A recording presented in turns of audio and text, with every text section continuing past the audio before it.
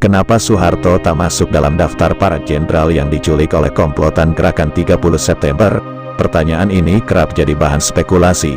Ada yang menuduh, karena Soeharto dalangnya, Soeharto yang dituduh yang merancang skenario penculikan itu. Benarkah seperti itu? Soal ini, salah satu pelaku yang merancang bahkan terlibat dalam skenario penculikan membeberkan alasannya. Kenapa Maijen Soeharto, Pangkostrat ketika itu, tidak masuk dalam daftar penculikan?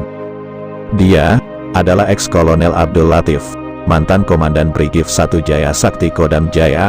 Latif bisa dikatakan salah satu aktor utama dalam peristiwa penculikan 6 jenderal penting Angkatan Darat. Dia ikut rapat-rapat gelap menyusun skenario gerakan 30 September yang kemudian diwujudkan dalam bentuk gerakan militer dengan diawali dengan penculikan para jenderal pucuk pimpinan Angkatan Darat.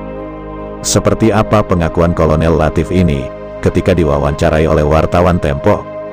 Yusi Aparianom dan Hermin Yekleden yang kemudian hasil wawancara itu dituangkan dalam buku wawancara pilihan. Mereka yang dituduh terlibat pemberontakan PKI 30 September tahun 1965 yang dikeluarkan Pusat Data dan Analisa Tempo. Latif mengatakan, kenapa Soeharto tak masuk dalam daftar penculikan? Karena saat itu, kata dia, dirinya dan kelompoknya dalam gerakan 30 September menilai Pangkostrat adalah jenderal yang loyal kepada Presiden Soekarno. Jadi, kalau yang dia jual adalah nama Bung Karno, Soeharto pasti akan mendukung. Atas dasar itulah Latif menganggap, andai ada bahaya yang mengancam Presiden Soekarno, Soeharto pasti akan berdiri di belakang Presiden, akan membela Presiden. Perkiraan kami waktu itu, Pak Harto loyal pada Bung Karno, kata Latif saat diwawancarai wartawan Tempo. Latif juga mengemukakan kenapa ia perlu bertemu Soeharto sebelum gerakan dilancarkan. Kata Latif, hal itu dilakukan untuk menetralisir posisi Soeharto agar tidak ada di pihak Dewan Jenderal. Komplotan gerakan 30 September perlu mendapatkan kepastian di mana posisi Pangkostrat saat gerakan penindakan terhadap para jenderal Dewan Jenderal dilakukan, sehingga tidak ada salah paham dan tidak ada benturan karena ketidaktahuan Soeharto akan gerakan yang akan dilakukan. Maka, sebelum bergerak, kami menghadap Pak Harto untuk menetralkan agar tidak terjadi benturan. Diputuskan saat itu bahwa saya yang berangkat menemuinya, kata Latif. Latif mengaku ketika menemui Soeharto di RSPAD pada malam 30 September sebelum penculikan terjadi, ia hanya mengatakan bahwa para jenderal Dewan Jenderal itu hanya akan dijemput untuk kemudian dihadapkan kepada Presiden yang selanjutnya akan diperiksa oleh Presiden soal keterlibatan mereka dalam Dewan Jenderal. Latif mengaku hanya mengatakan itu, mengatakan bahwa para jenderal itu akan dibawa menghadap Presiden.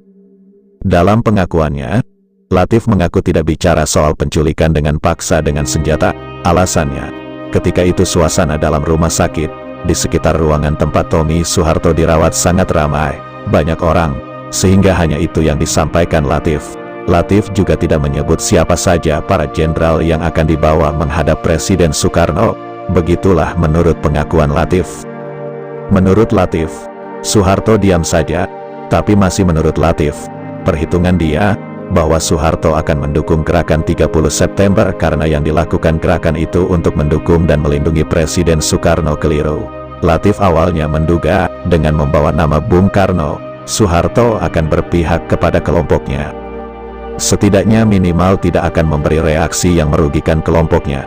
Ya, karena yang dijual Latif adalah dalih mendukung dan menyelamatkan Bung Karno dari bahaya Dewan Jenderal, dan Latif menganggap Soeharto adalah perwira yang loyal kepada Bung Karno, sehingga kalau ada pihak yang membahayakan Bung Karno, Soeharto akan membelanya, karena ia dianggap loyal kepada Bung Karno.